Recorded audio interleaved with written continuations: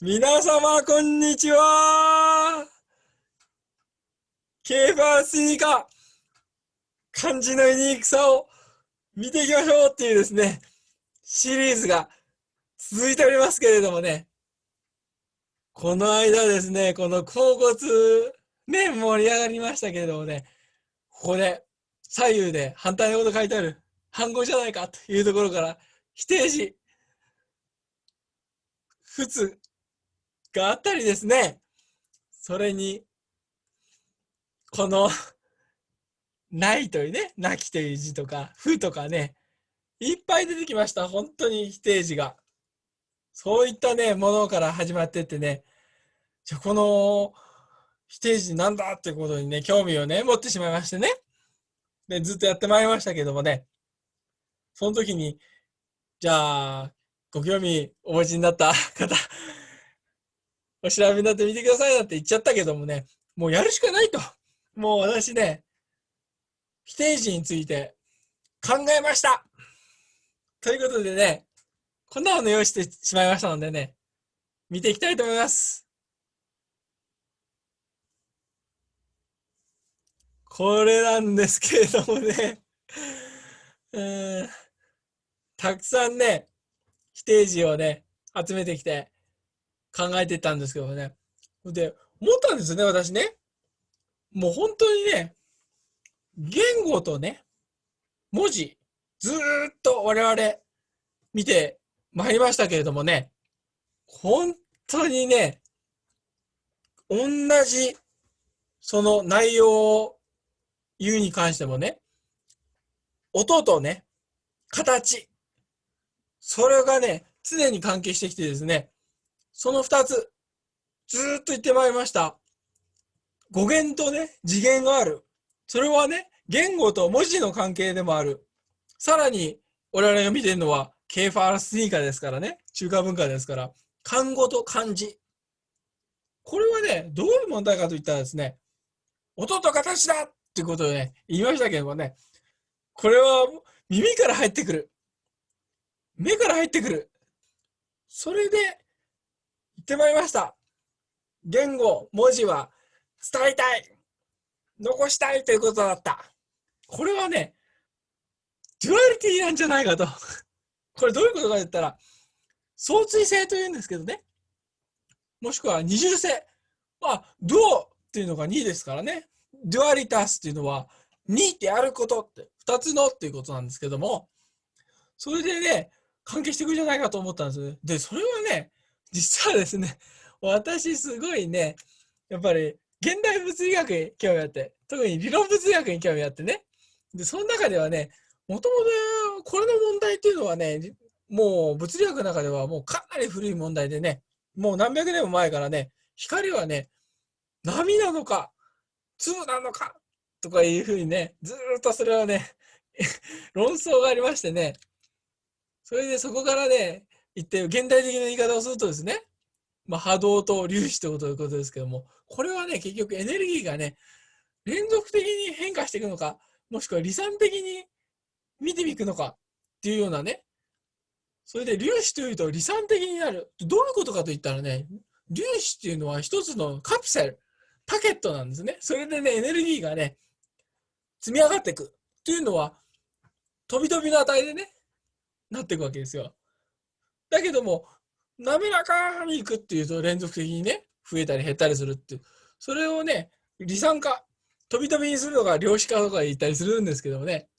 クワンティゼーションって言いますけどもね、クワンタム、クワンタムっていうのは結局、どれぐらいって意味なんですけどね、まあ、ラテン語で言うと。ですけど、そういういくつとかそういうことから始まってきてね、それをね、ずっと理論的に言うとね、それは量子バロンっていうね、見方があって、それと超弦理論っていうね、見方があったりしてね、もういろんなね、同じ自然をね、こっちから行くのか、あっちから行くのかでね、違う見方をするんですよね。で、そもそもね、そうすると、量子バロンとね、重力理論ね、ヤン・ミルスさんが考えたのとね、もうアインシュタインが考えたのでね、もう馴染まない。重力相対とゲージ場が馴染まない、どうしたらいいんだって言って、もう物理学者はどうしてもね、同じ自然をね、統一的に見たい。まあ、それ昔は統一場の理論だとか言ってね、もう統合したいっていうふうにね、言ったんですね。で、それをね、統合していこうとするときに、この理論とこの理論は別々に研究してきたけれども、本質的には同じフォーメーションじゃないか、同じ形なんじゃないかとかね、言い出してきたりですね、それをどんどんね、これとこれは同じじゃないかっていうのをね、いろいろ言ってきたのがね、デュアリティって言ってね、これとこれ、その二重性ね、ものを見たときに、こっちからとこっちからね、っていうような、量子場論と超弦理論は同じことを違うフォーメーションで言ってるだけじゃないかみたいなして、もっとね、それを統合する発想があるんじゃないかとかね、ウィッテンがねっていうね、物理学者で、ね、ぶっ飛んでるんですけど、彼はね、それで M 理論っていうのを作っちゃったりしてね、とか、もう、ディラックが昔もうずっと前から言ったんだけど、重力場を量子化したいとか言い出してね、で、ADS-CFT 対応なんていうのがあってね、対応関係、他のね、物音同士の対応関係がね、あってね、最初はそんな光が波なのか粒なのかとか始まってね、今でも現代的にももうものすごいどんどんね、再鋭化していってますけどね、全然違う方向から見たね、2つがね、実は同じことを言ってんじゃないかってことをね、そういうことがあった。そういうアイデアから私はね、漢字においてね、これはね、もうね、漢語とね、漢字、もしくは言語と文字っていうのはね、全然違う発想できます。言語学、文字学。だけれども最終的にはね、一緒のことを言ってるわけですからっていうことで違う方面じゃないかって、その本当にもう両方でね、最先端で研究しているものを統合してみていこうって。もう、この字はですね、こんな音でした。すごいですね。では終わらせたくない。もう、ここをですね、グイーンといきたい。言語と文字に関して。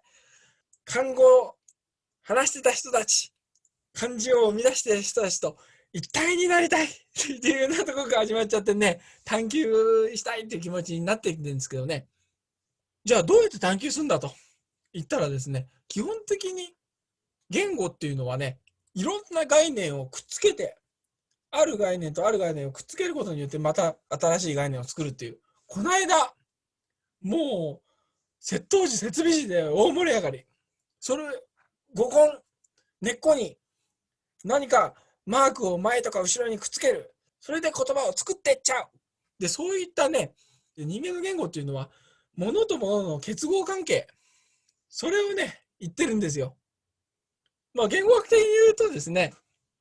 語感、語のね、幹があってね、ステムって言うんですけどね。それで、さらにその中で語根っていうのがあって、語の根っこがあってね、もう木に例えちゃうんですね、言語をね。それで、ルーツ、根っこっていうことですけどもね。それでね、見てた時にね、それにまたいろんなものをくっつけてね、それでできてくるわけなんですよ。ということはね、それをまた別の見方をすればね、こう書いてありますよ、ここには。モルフォーシンタックスアナリシス。これはどういう意味なんだと。これ、ギリシャ語です。英語ですけど。で、見たらね、モルフォーっていうのは形。言語の形。どういう意味だ。後から見ていてと思うんですけども、シンタックスっていうのはもう、シン、一緒に、タクシス、置く。もう並べて置いていく。何らかのものを並べてブロックみたいに組み立てていくんじゃないか。アナリシス。これは、もう、アナは完璧に、リシス、分けちゃう。切り刻む。完全に切り刻む。ということは、いろんな複合的にいろんなものがバーンって置いてあって、もうバーンって配置されているものの関係性を全部切ります。すべて分析、分解して理解をしていこう。それがよく形態学って言ってね、モルフォロジーって言葉を、その形を見ていきたいっていうね、学問なんですよ。で、それは何かって言ったら、さっき私が申し上げたように、もう全部バラバラになってね、最後にもうそれ以上バラバラにできないところまで行ったのが、モルフェムって言ってね、これがね、言葉の元ですよ。本当に漢字見れば意味が分かっちゃうっていうことですけれども、それをね、見ていこうということなんですよ。もうとにかく理解をしたいという時にはね、もう細かいところまで全部とですね、切り刻むしかないというね、それでまたその組み立て方を見ていくっていうその関係性ですよね。ということでやっていきたいと思うんですけどね、それでですね、面白いことがあってですね、じゃまずね、分析をするというふうになるんですけどね、いくつかのその作戦があるわけですよ。分析していくにしてもですね。それはね、基本的にね、漢語っていうのは、もともと、もっと古いところでは、もっと他の言語たちと分かれる前の先祖様からずーっと分かれてきていって、じゃあそこに同じ先祖じゃないかっていうような言語を全部持ってきてですね、ダーンってね、並列的にね見てね、この根っこ、このルート、この部分、言葉のこの部分はここと一緒じゃないかって、そういうね、もう似たもの、違うところ、それをどんどん見ていくわけなんですけどもね、基本的にはね、大きなね、問題があってですね、それはどうしたかというとですね、漢字っていうのはね、結局ね、音は書いてくれてないんですよ、この文字自体には。これはまあ標語文字と言いますけどね、ロゴグラムっていう、ロゴですよ、これ。それで書く、グラムは書く。で、表意文字と見ますね。これはイデオグラムっていう、イデオはアイディア、イメージ、その意味を形で書いているっていうね。だからそういうことなんだよね。でも基本的には、それを見てた時には、そこから音は出てこないわけだから。だからね、ここにね、こういうふうに、必ず漢字にはこの読み方は全部アルファベットで書いてる。なんでかって言ったら、表文字ですから、アルファベットは。フォノグラムって言いますけどもね。フォの音で書いてくれてる。だからね、音がわかるんだと。もう漢字は見てもね、どんなにね、見てもね、ここから音出てこないんですよ、俺は。どうしようもない。音わかんない。だから、大量の漢字だけはね、そういうね、不思議なシステム、もうユニークなんですよ、とにかく。だから、システム発達させたもんだから、しょうがないと。まあ、今生きてる漢語の子孫、ね、いろんな方言見ましたけども、それから見ていこうっていうこともあるし、それは下から上に上がって、上古漢語を見たいとしたら、今から3000年前の漢語を見たいだったら、今の現代から下から上に上がっていくか、もしくはね、大量に今残ってる、その肝臓法則、同じ先祖様から分かれた言語たちを、両方をね、こことここはこのぐらい関係あるんじゃないかなっていうのを見てて、どんどんどんどん上がってって、もう分かれるところまで行くと、究極的にはここまでじゃないかってところから下がってくるっていうようなね、上から下がってきて、挟み撃ちするっていうね、作戦もありますけれどもね。で、そう見たときにね、基本的には漢字の中だけでね、見るとね、ずっと言ってもらいました。同じ部品がね、漢字でくっついてるものをね、そうしたら大体ここには音を表している部分があるんじゃないかって言ったときに、その周りにくっついてくる部品で意味は少し変わってるけれども、同じ音じゃないかっていう改正系列っていうね、声が等しいですけれども、これだったり、ある文字とある文字を入れ替えて使ってたりね、それは音が一緒だからね、とにかくこのね、実子と書いてある、虚子と書いてある、これ見ますとね、虚子というのはね、文法的な要素があるものなんですよ。実子というとちゃんと物の形とかあるわけなんですよ。だからね、基本的には、このないというね、ものを表したいときには、舞の形をね、表した文字で、音が似てるから借りてきちゃうって、これ貨車なんですよね。これで、母でね、泣かれっていうね、これも音が似てるからね。で、面白いことにね、私これ2つのものを持ってきた理由があってですね、このね、文に対してね、この前に対してね、ないっていう場合はね、こっちのない方がね、処分って言って元々の形だったけど、ないに使われちゃったから、踊りの方はしょうがないって足をくっつけちゃったっていうね、下の、そういうふうにね、分けて、元のものが追いやられちゃってね、はっきりちゃんと部品をつけてね、踊る足をつけてね、前にしたとか。これとかね、母とこの中での場合はね、少しね、楷書でも違うしね、もう後にね、少し書き分けたことによってね、分化したっていうね、っていう方法があってね、何かを付け加えることによって文字が書分と半分って言ってね、茂らせるって書くんですけども、また違う部品をくっつけて多くしちゃうタイプと、書き分けることによっていうことでね、まあ、ちゃんとこれは否定で使ってるものなのか、本当の母なのかっていうね、そういうのが分かるっていうね、こともあるんですけどね、そういった呵責という使われ方がね、あってね。で、かつね、もともとある文字なんだけど、難しい。書くのがめんどくさいからね、音が近いからね、もう借りちゃえっていうのは、それは通貨っていうんでね、通るに借りる。だから同じ音が通るから借りちゃうっていうね、ことであったり、あとは、押印といってね、押というのは、押すっていう字ですけどね、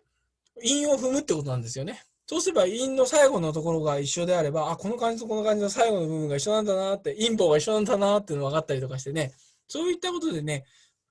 やっぱり母音とか子音のね、変化とか脱落とかね、そういうものを見ていったりね、この間みたいに、接頭辞と接尾辞を付け加える、付加することによって意味が変化するとかね、そういうことをね、もう注意深く見ていったりするとね、いろいろね、分かってくるんですよね。それをね、見ていくんですよ。であったりとかね、もういろんな説問開示っていうね、辞書、その文字に関してね、述べたね、もう全部網羅的に書いてくれるもの、それとか、義書といってね、今度は時期についてね、書いてくれてるね、この字とこの字は同じ意味を持ってるっていうね、今度は意味の方でね、リンクさせてくれたりね、それは自我とかね、あと方言っていうね、面白い貴重なものがあってね、2000年前にこの言葉は他の方言ではこういうんですよって全部リンクさせてくれてる今意味で。まあ、その中で音がかなり一致してるのもあるんですけどね。でもちょっとずつ違うと。それとか、印象といってね、この漢字はこの漢字と同じ音ですよっていうようなことを言うんだよ。最初はね、磁気音って言ってね、その直に音って書くんですけどね、その音とこの音に同じっていう風にね、書いたりとかね。とか、音中って言い方があってね、この音とこの音が同じでね、意味も同じなんじゃないかとかね、同じ政府を持ってればね、もう、大体似たところから言ってみれば、文字が当てられる前のその音と、それで意味が分化して、文字が別に書き分けられたとしても、それはもともと同じだったんじゃないか。だから、音でね、注釈を加えるっていう方法も使われたりね。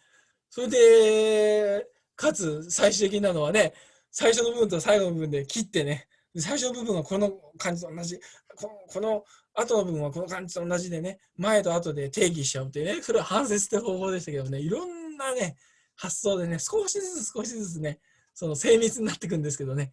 それで体系化してね、もう全部この漢字とこの字とこの字は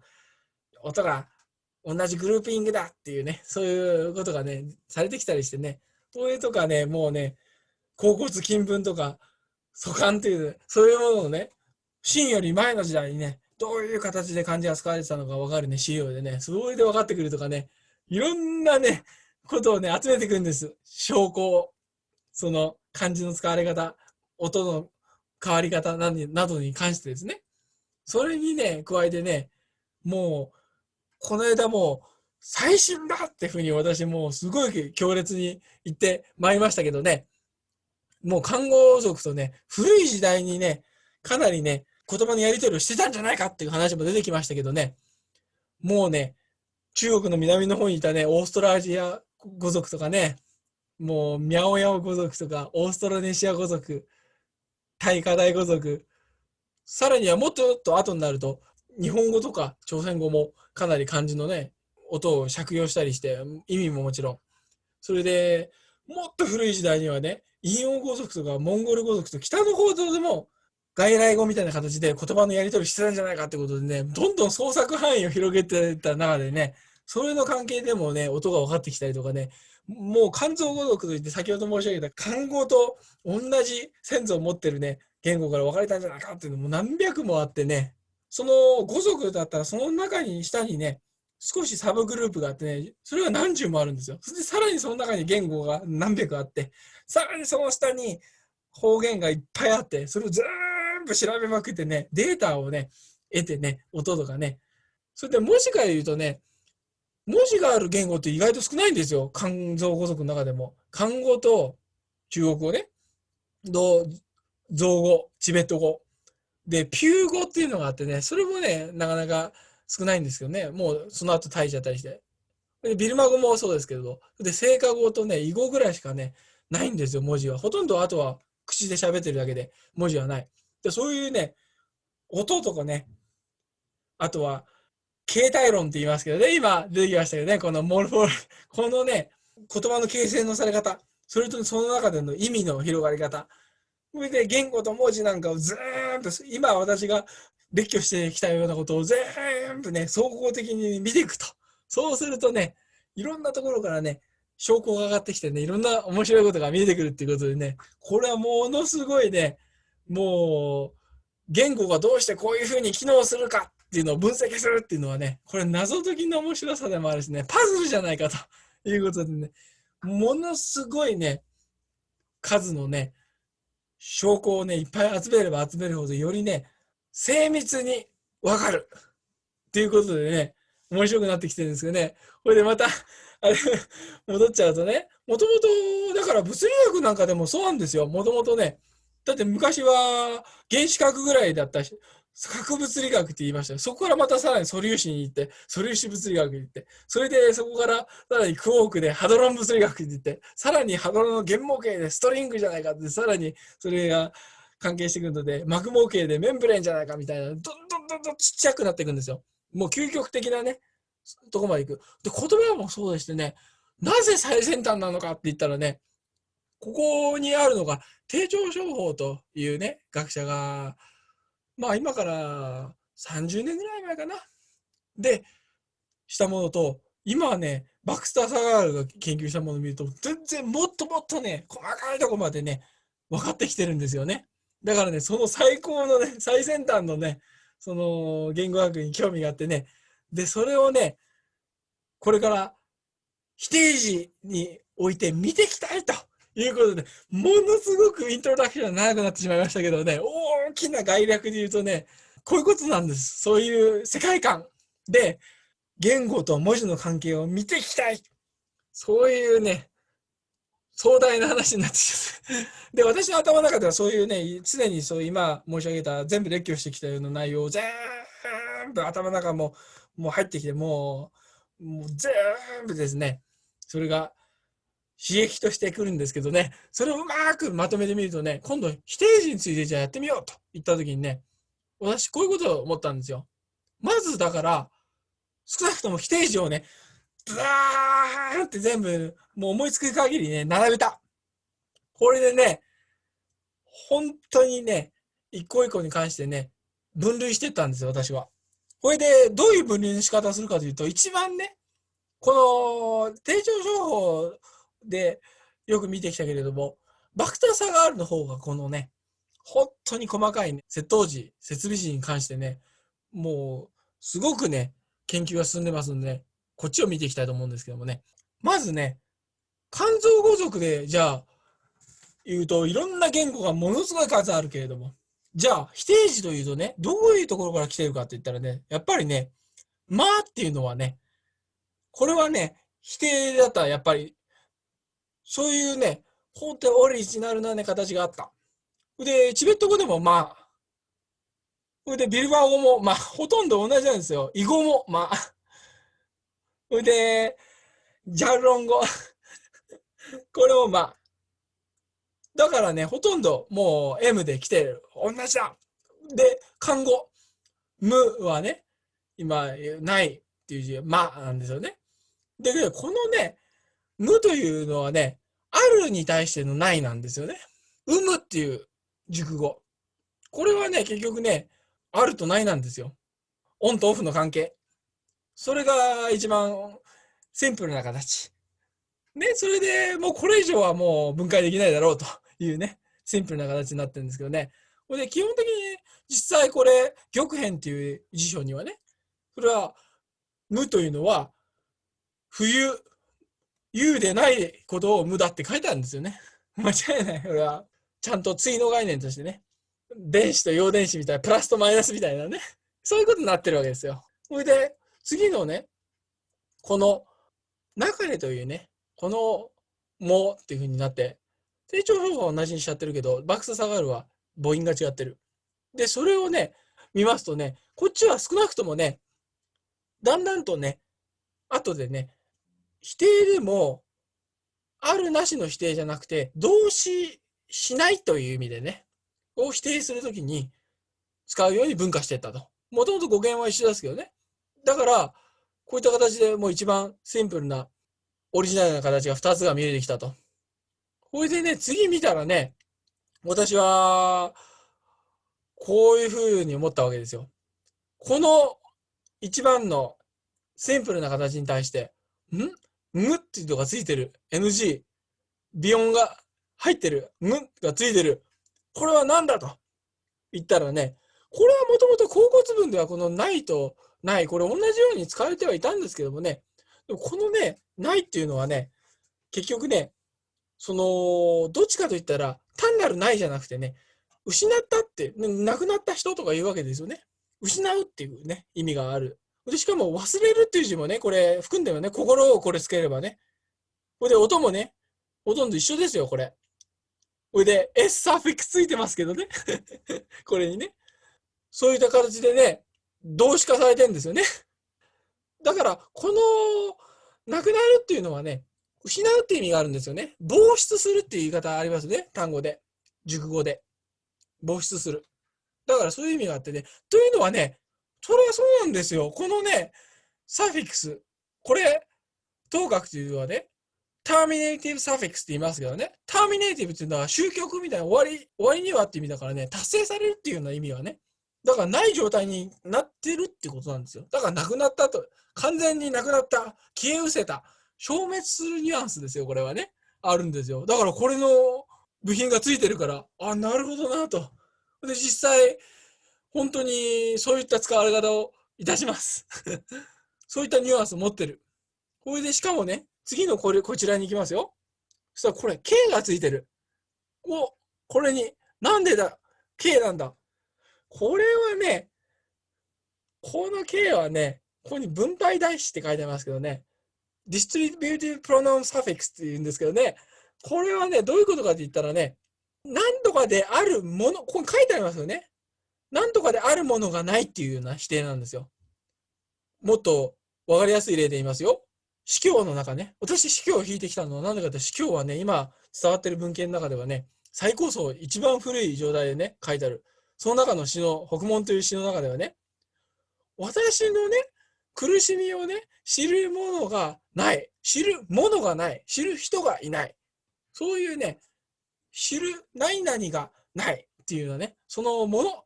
それを否定してるっていうね。だからね、この形はね、そういうね、意味があってね、実際、文言文、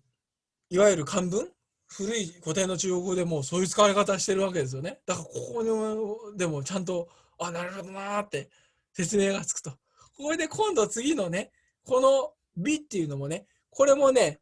ないっていうね、意味で使われるんですけど、どっちかというとね、これはね、過程を伴ってる否定なんですよね。どういうことかって言ったら、もしこれがなくんばみたいなね、ないとしたらっ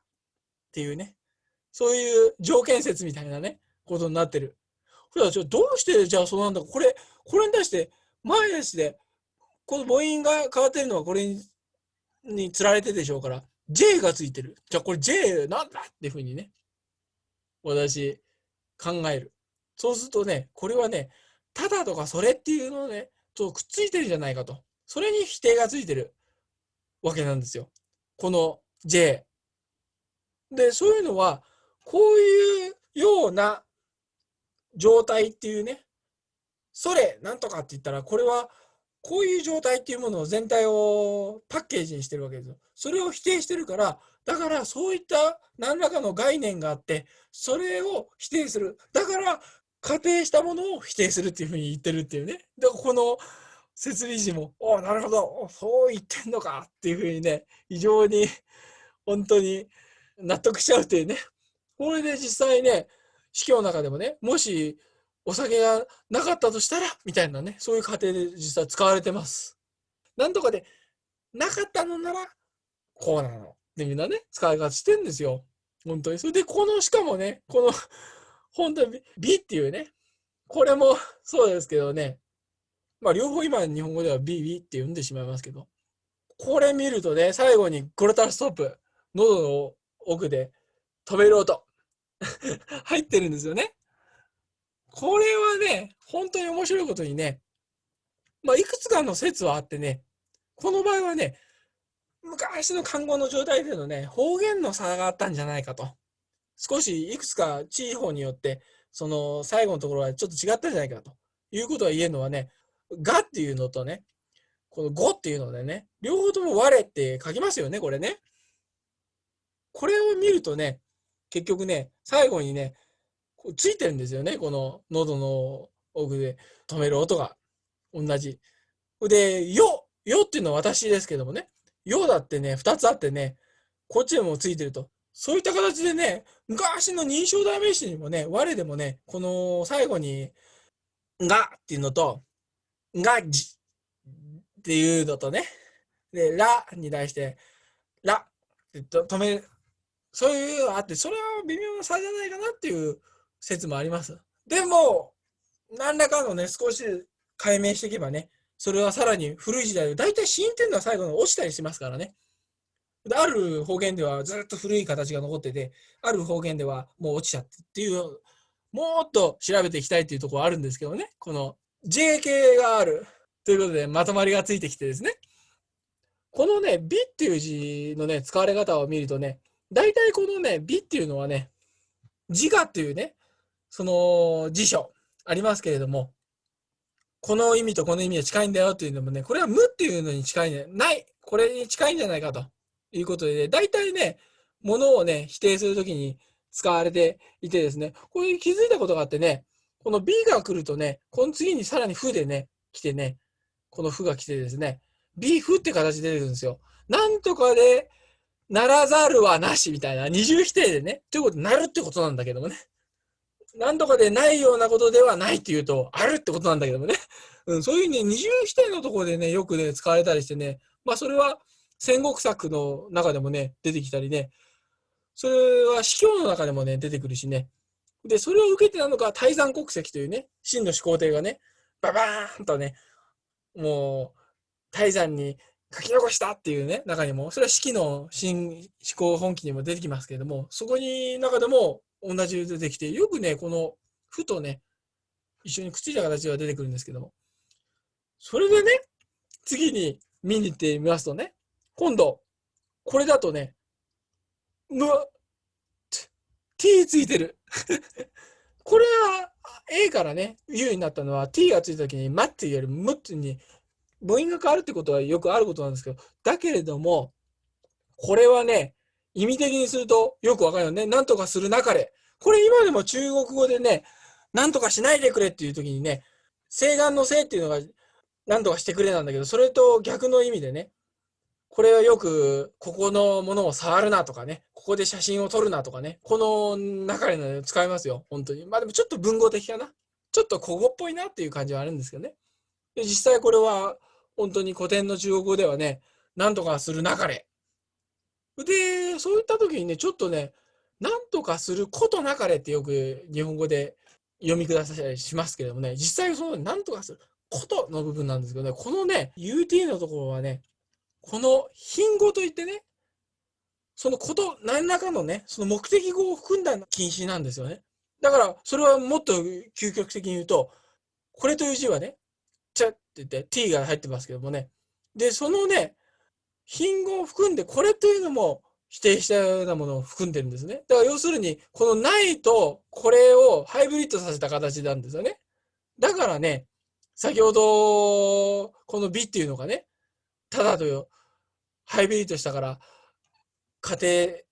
庭の否定みたいになったのと同じようにね、これはね、単純な否定ではなくてね、なんとかするというのはね、状態をね、否定してるようなね、そういったね、本当にね、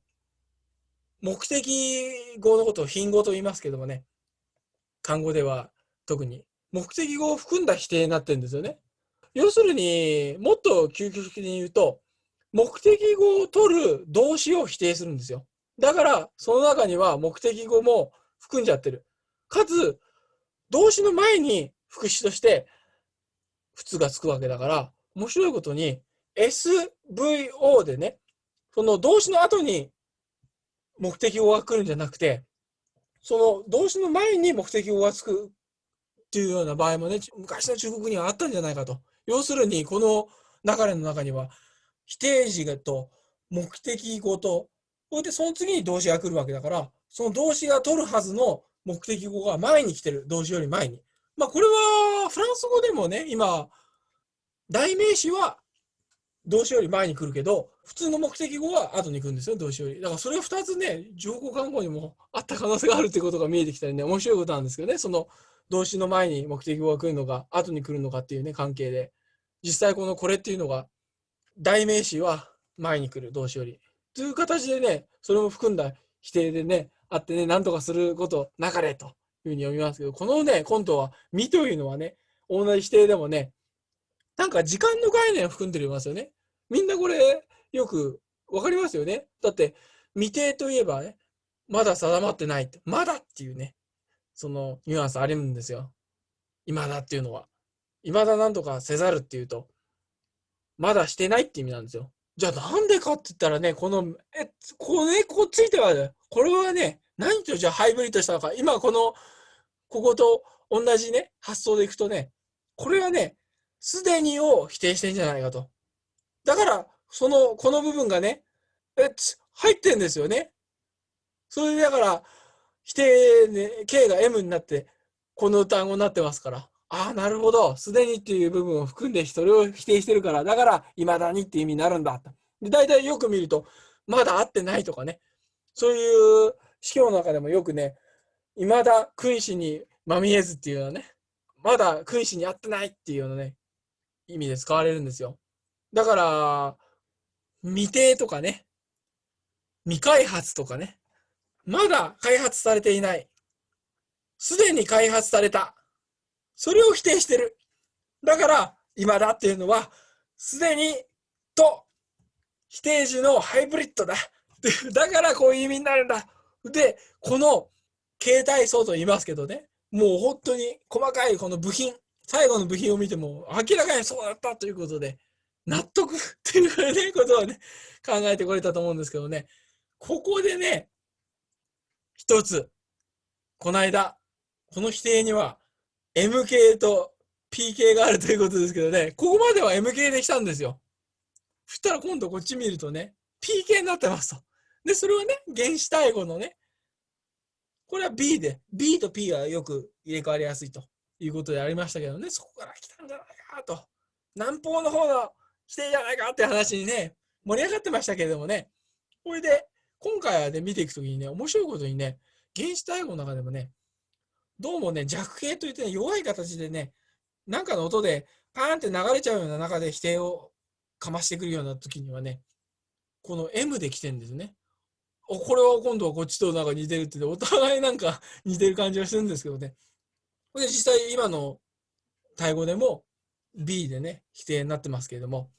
これを見るとね、ああ、その子から帰ってきたんじゃないかなってことで、この負っていうのはやっぱりシンプルな否定です。本当に。無の時と同じ。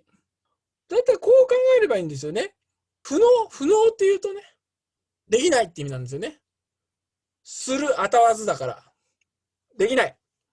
だけどね、無能って言うとね、これは能力がないって意味なんですよね。だどうもね、不能と無能を見るとね、この不能っていうと、その助動詞なり動詞なりを否定するけども、無となるとこれはやっぱりあるなしだからね。無能というと能力がないだから、能力という名詞ですよね。がない。この無と不のね、違いはね、やっぱり否定するね、対象ですよね。こっちは無はやっぱり名詞を否定してる。不は助動詞とか動詞。脳は、あたわずはあれは助動詞。っていう感じになってきているんですけれども、それでね、非、これ、口がついたもの、こっちはね、プに、これ、ここを見るわ、このパに対して、パ、これ、グロットストップが最後ついてる。これさっきもありましたけどね、これ、ね、J に対してね、メジに対して、マッジでちょっと、ね、あるということで、なんか方言の差もあるんじゃないかなっていうんですけどね、あるね、考え方によるとですね、このね、グロータルストップがついてる場合はですね、これはね、助動詞化をしてるんじゃないかと。よりその否定時に助動詞的なニュアンスをね、与えてるというかね、そういった助動詞化をするサフィックスじゃないかと、設備じゃないかと思われておりましてね。で、一つね、面白いことがあってね、このね、非というね、言葉ではですね、これ春秋左伝を見るとね、このすなわち、また、これを処するに対して、そうじゃない場合は、そうじゃないというのは、この部分ですよね。今度はこの部分を否定したときに見ると、これはどういう意味かと言ったら、またこれを書く。これを、全体を、全部を反対にひっくり返してるんですよね。ということが言える。この文章を分析すると、これは反語的に書いてありますから。つまり、この文章に対してひっくり返した、この前提が叱らざるときは、こうじゃないときは、この前提でないときは、これをまた完全にひっくり返している。ということは、ひっくり返す対象は、またこれを処する。ということは、この非というのは、これを意味している。またを落としてしまうと、これを処するというね、この3つの意味、もしくはこのまたを落として、これを処するっていうのが非で否定されてるんです。ということは、これ全体は、要するにこれを全部否定することができるっていうね、その置き換えてね、いうことが考えられるんですよね。だから言ってみれば、もう本当にね、もうこの中にはね、動詞的なものまでね、しかもその動詞にはその目的語、賓語をね、伴ったね、動詞も全体を否定しちゃってるっていうね、この文章の茶伝、春秋茶伝もかなり古い文章です。上皇看護の真ん中ぐらいの文章を分析してわかるということなんですね。それでね、やっぱり、司教の中でもね、もう全体、動詞全体をね、否定するような形でね、この非というのはよくね、出てまいってね、おりましてね、本当にそれとか、あとは、濁非、要するに、こういう状態全体、これを全部認めるか認めないかとかね。そういう、やっぱりそれも動詞だ。だから、動詞を、全体を、しかもその中には賓語を伴ったものを全部を否定しちゃうというような意味で使われる。負はそうは使わない。ということでね、ちょっと差があるんですよ、このね。本当に。だからやっぱり、それを全部まとめていくと、このグロッタルストップの一つの意味というのは、これ一個だけでちっこいんですよ。本当にものすごい繊細な話ですけどね。もう今話してるのはものすごい細かい話ですけども、微妙なニュアンスとしてはそういうね、違う、意味がちょっと違うということが見えてきて、こちらのね、非っていうのもね、見るとね、これはね、今まで見てまいりましたけどね、このあたりでね、なんか似てるじゃないかと。うん。まあ、非と普通で言いますとね、これとね、あらずね、これ B とね、なんか似てるね、と。P 系と M 系ではあるけれども、うん。これはいとこみたいな関係じゃないかと考えられ、実際そうなんですよ。もうさっき説明しちゃったと。ここでね。これには、それって言いますけど、全体、その今様子の全体を否定したから、家庭系の否定で使われたんじゃないかと。このヒーモはね、やっぱりそうでね、結局このね、あらずというのはね、この、それ、ただ、こういうね、こちらを否定してるわけですから、IJ あるでしょと。ここの上に P がついてるわけだから。で、この言葉がね、要するに、この言葉と、のハイブリッドじゃないかということでね、こちらと同じ、こちらはね、ムとのね、ハイブリッドでしたけどね。だから、同じ仕組みで構成されてる。もうだから説明をしたと思うんですけど、でもどっちかと言ったらこのね、非というのはね、どうもね、近くされたものとか判断に対するね、否定が多いんですね。例えば、非常という言葉があるとすると、この非常というのは、常という状態と知覚もしくは判断されうる状態に対する否定なんですね。めちゃくちゃめちゃくちゃ分析して言ってますけど、要するに、非常の非というのは、常という状態が認識されて、その認識された常という状態全体を、そうじゃない。だから非常。常じゃないから非常っていうね、そういうね、意味を持ってるんですよ。そういうニュアンスをまとってるんですよね。だからそれはどうしてかと言ったら、それというのがね、これはそれから来ててね、さっき話しませんでしたけどね、それはね、チベット語でもね、that、ギっていうのはそうなんですよ。that。で、さらにこれは、こちらではね、ナー語系から来たんじゃないか。これ南の方から来たんじゃないかとね。それっていうね、言葉はね。that。だから、まあ、英語で言うその that 説の規定っていうのはありますね。全体のその、脱説より下のところの全部を、そのまとめて否定。だからそのある今ある状態全体を否定するっていうのはニュアンスなんです。だから非常なんですよね。だから、不常とは言わないんですよね。うん。常の時はやっぱり、非で否定するんですよね。というね、ことでね、ちゃんとね、この熟語の構造にもね、ちゃんと受け継がれてですね、非常にこれは面白くてね。で、もう一個だからこれ、悲しむっていうのもね、心がついてね、さっきないに忘れると関係ないんだけど、このやっぱり心がついてる状態でね、プレッジ。これ R がここについてたけどね、やっぱり語源的にも近いんじゃないかなって、ある程度人間のその心で近くしたり判断するっていう作用がね、入ってるね、否定じゃないかなっていうことも言えたりね。それで最後これね、普通。で、ここから始まったんですよね、実はね。この否定詞が、興味持ってっちゃったっていうね、そのきっかけを与えてくれた普通ですけれどもね。これ、put。これはね、もう説明しちゃうでしょうと。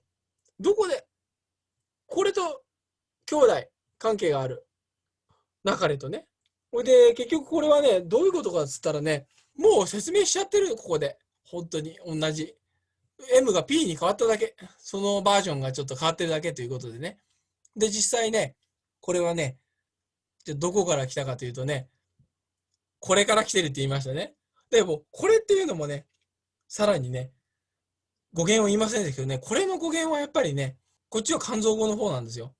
これでね、ムディから来てて、これで、チベット語の D とかね、ビルマ語の D と関係あって、これは、これって意味なんですけども、本当に漢語と同じ。で、でとかね、てとかね。で、それをやっぱり含んでるから t が入ってるんですね。ということでね、まあ、同じニュアンス。もう説明をしなくても大丈夫でしょうと。もう本当に、その M が P に変わっただけだというね、タイプでね、ありまして。で、面白いことにね、司教の中でね、私調べたらね、切断さんっていうね、歌の中ではね、このね、流れとね、面白いことにね、対句のようにね、一緒にステージで出てきてるということでね、面白いんじゃないかなと思っておりました。といった形で、否定に関しての漢字をですね、見てまいりましたけれどもね、すごく感じたことがあるんですよ。びっくりしちゃった私も。これね、もともとね、バラバラに私はね、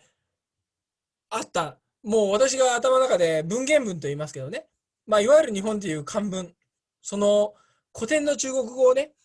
頭で考えたんですよ。それで否定詞っていうのはどういうものがあったのかなって私は書き出してね、全部で一個一個やって考えた。で、その中でね、バラバラなものをですね、だいたいどんどんね、次合わせしていったらですね、こういうことが見えてきちゃったっていうことでね、面白いことにね、非常にこのシンプルな形と、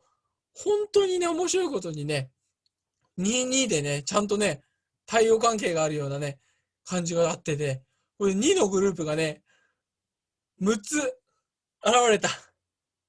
そういうことがね、あってね、それ一つ一つがダブらないんですよ、一個一個が。本当に自然に、ちょっとずつニュアンス違いましたよね。で、ちゃんと書き分けられててね、もう否定に関してはね、本当にシステムカル。もう、なんて言いますかね、びっくりしちゃった。こんなにね、エレガントにね、すべてのね、概念がね、お互いぶつかり合わずにね、綺麗になってるっていうのは、もちろん言語を喋ってた中でどんどん淘汰されていくわけですけどね。その意味がダブるもので必要なければどんどん消えていっちゃうから。っていう形でね、本当にね、もうね、もうずっと物理学で来ちゃってるから言いますけどね、自然を記述した方程式が美しいっていうのと同じくね、言語をね、こういったものを見ていくとね、本当にね、エレガントだった。美しい。もう本当にびっくりしました。もう感激しました。漢語の否定詞に対しても。もう、本当にびっくりしちゃった。ということで何回も言ってしまいましたけどね。それぐらいね、本当に一個一個のね、言語の機能がね、もう見事だった。もうだんだんとね、こういった形でね、もう形態素って言いますけどね。もしくは、始祖と。これは中国語ですけども。まあ言ってみれば言葉の元、モルフェムまで言うと、もうね、本当にね、細かいところでね、少しずつ変化があった。漢字になっちゃうとね、全部否定詞でね、もうびっくりした、ひどいのはね、偽書と言いましたよね。同じ意味の言葉を並べて書いてる。そうするとね、全然ね、もうこの窃盗時と設備も関係なくね、この文字とこの文字は同じ意味を持ってるとかで書いてあるんですよ。だけど、そんなね、雑な話じゃなくてね、ものすごくね、本当にデリケートでした。もう、上古看護はデリケートだったっていうことがね、分かって、力説してしまいましたけどね。そういった形でね、じゃあ今度はね、こういったずっとね、意味、音、もっと専門的な言い方だと、形体素。もう一つのちっちゃい概念の結合でね、見てきましたけど、今度はね、じゃあ一個一個のね、この無というのが次元が何だったのかと。これを実際のじゃあ、もう文字をね、見ながらね、見てまいりたいと思います。もう本当に最先端の言語学、楽しめました。ありがとうございました。失礼いたします。